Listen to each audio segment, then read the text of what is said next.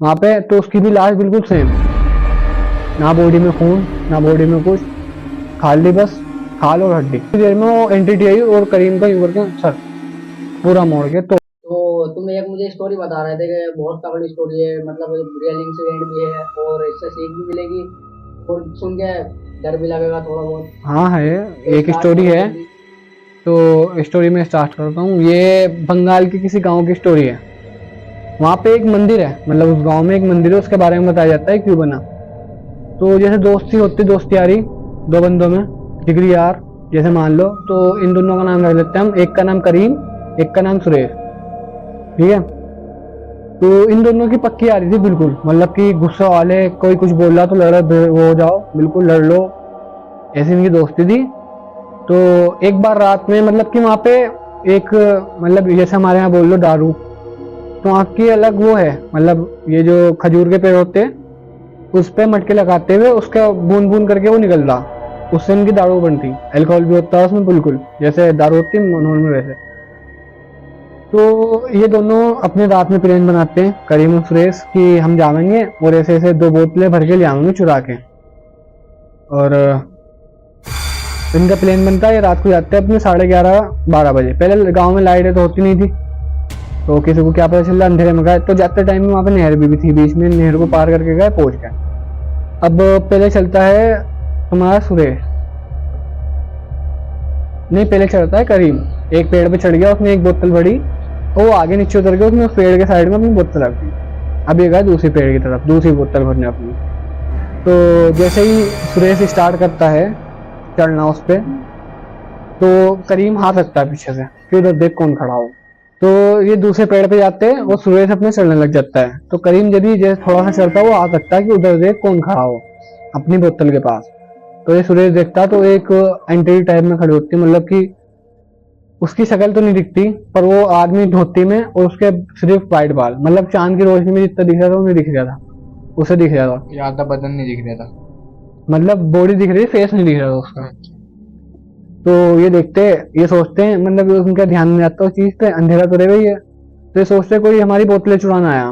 तो ये जो करीम होता है उससे बोलता है कि चले जाए यहाँ से, अन्ना जान से मार दूंगा तुझे। ये एक बात बोलता, उसकी तरफ से कोई रिएक्शन नहीं, मतलब वो इतना सा भी रिएक्ट नहीं करता, वो खड़ा सीधा जो भी थे वो। अगर दोबारा बोलता करीम, वो जब भी नहीं। ये सुरेश बोलता फिर यहाँ से चले जाना, तुझे जान से मार देंगे।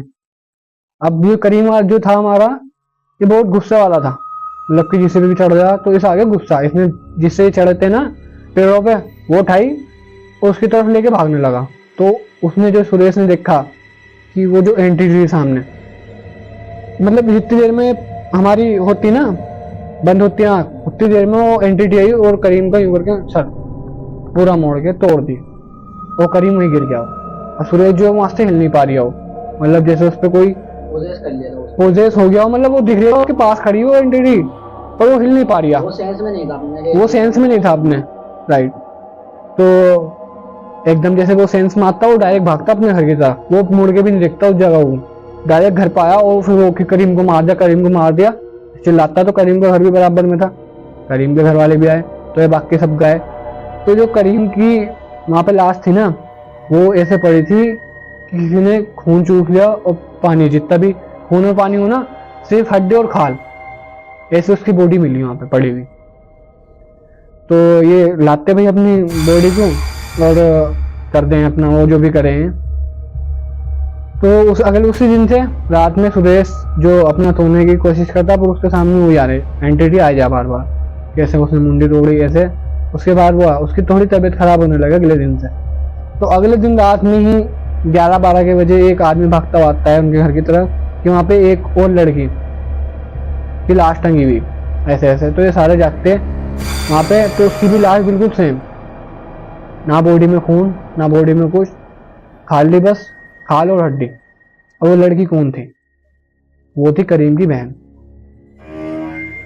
करीम के परिवार में उसकी माँ, उसका बाप, करीम और उसकी एक बहन, ये चारों थे। तो फिर भैया दो दो दिन में ही दो उनके घर से जा चुके होते हैं। तो ये घर वाले जो, मतलब ये गांव वाले इसके बाप पे ध्यान देते हैं, उसकी माँ तो बिलक बिलक कर रही कि मेरे दोनों बच्चे मर गए ऐसे ऐसे।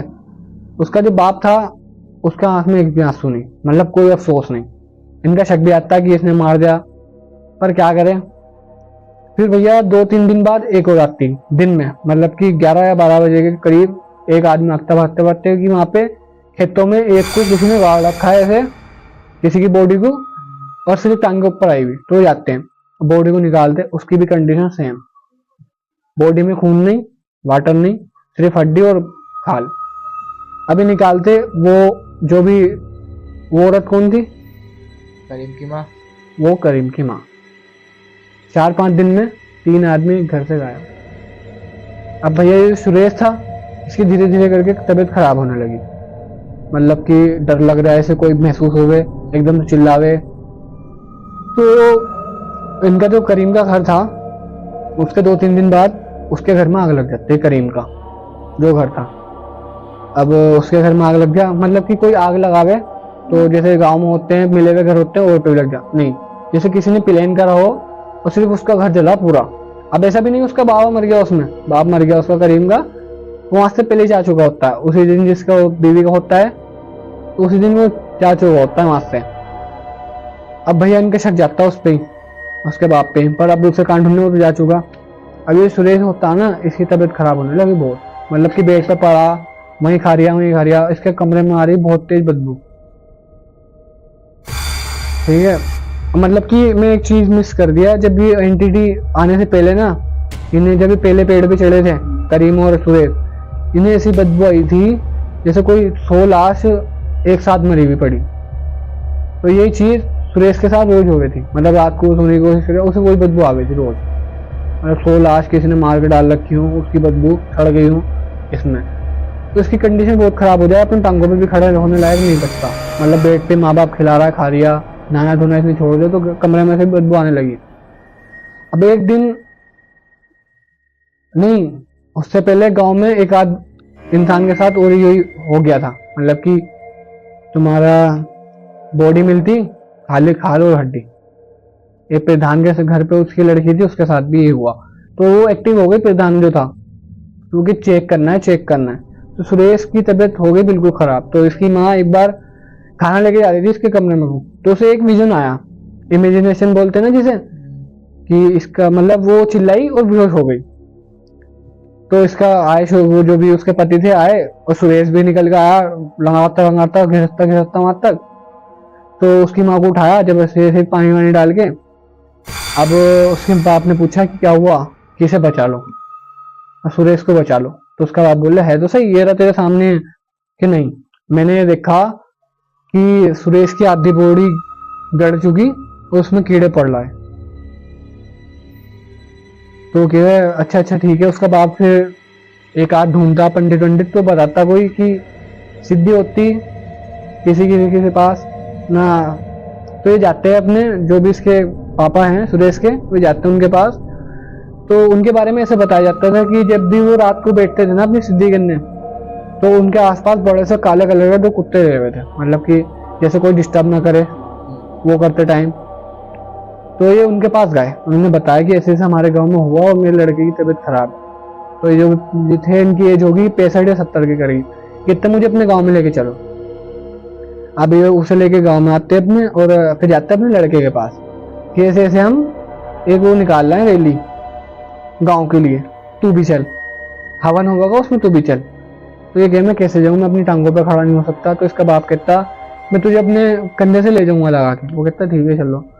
अब ये उसका बाप लेके जाता उसे, वो पहुंच जा जो उनका गाँव का शमशान हो। तो वहाँ पे पंडित बैठा हो, बाकी लोग पीछे खड़े, वो उसने अपनी आग जला रखी जो भी हवन के लिए।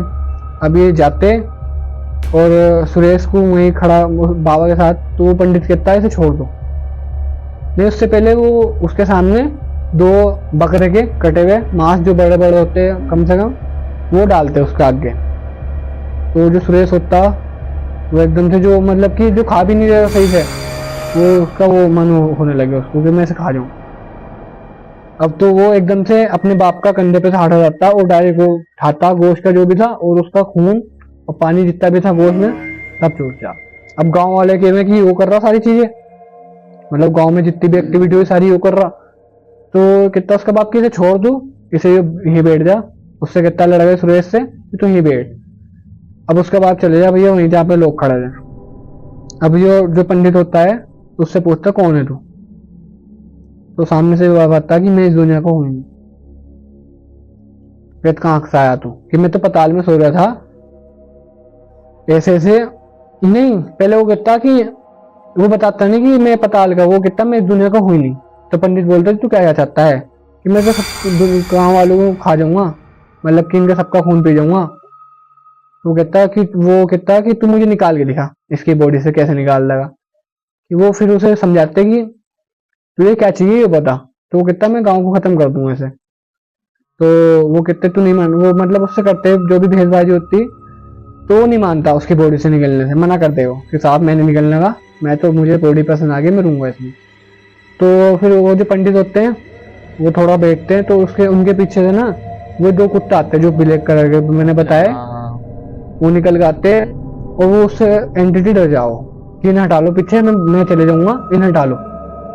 तो वही वह चुटकी बजाते, वो चीज पीछे आती है, वो दिख जा। मतलब दिन में किसी को नहीं दिखे थे कुत्ते जो थे दोनों, किसी को नहीं दिखे थे। जब यह सिद्धि वो करे थे जब दिखे थी या उस दिन दिखी रात में। तो वो कहते कि अब बता कैसे जागा तू, कि मैं तो पताल में था, मैं सो रहा था, अब ये जो करीम का बाबा था इसने मुझे जगाया पैसों के लिए, अब इससे हो गई एक गलती, अब मैं इसे मार देने वाला था।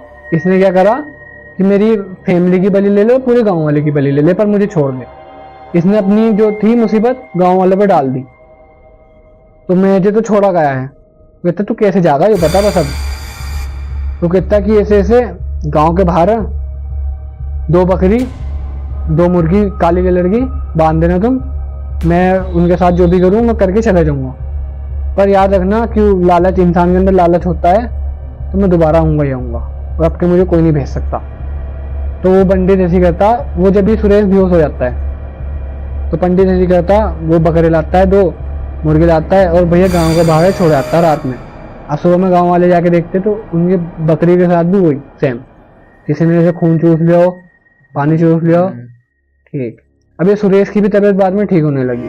तो पंडित जो था उसने क्या था कि यहाँ पे एक काली माँ का मंदिर बना दो, यहाँ पे जो ये तो चलो ठीक है, ये तो चली गई, जो बाकी वाले अगर कभी आना पड़ा, एंटिटी आ गई कोई, तो वो नहीं आएगी मंदिर की वजह से। तो इसलिए वहां पे मंदिर बना था। तो बस ये है कि लालच, आदमी को लालच बहुत बुरा होता है, कहीं भी कुछ भी कर देता है लालच। मतलब कि किसी पैसों के लिए क्यों इन चीजों को छेड़ो। करीम का बाबा बच गया। नहीं, उसका पता ही नहीं चला आज तक भी कि कहाँ है वो, कहाँ है, मर गया है जिंदा है, इसका पता नहीं चला। लालच के चक्कर में उसने अपनी फैमिली पूरी, हाँ, उसने पैसों के लालच के चक्कर में उसने अपनी फैमिली बलि दे दी और गांव वालों की बलि दे डर दी। के हमारे उसके जो मुंह से निकला उसने वो सब बलिदान दे दिया। नहीं डरे, उसने अपने बचने के चक्कर में दी ना सारी चीजें। वो ये लालच था उसे कि मैं बच जाऊंगा, मैं कुछ पैसे मिलेंगे। बस उसे वो कि मैं दोबारा कर लूंगा, पर उसका पता नहीं चला करीम का बाबा गया का, लोकेशन उसकी ट्रेस नहीं है अभी तक भी, कि वो मर गया है जिंदा आज तक नहीं पता चला। तो अदनान भाई ये खत्म होती है, ये स्टोरी खत्म। तो इस पोस्ट कार्ड को करते हैं पेंड।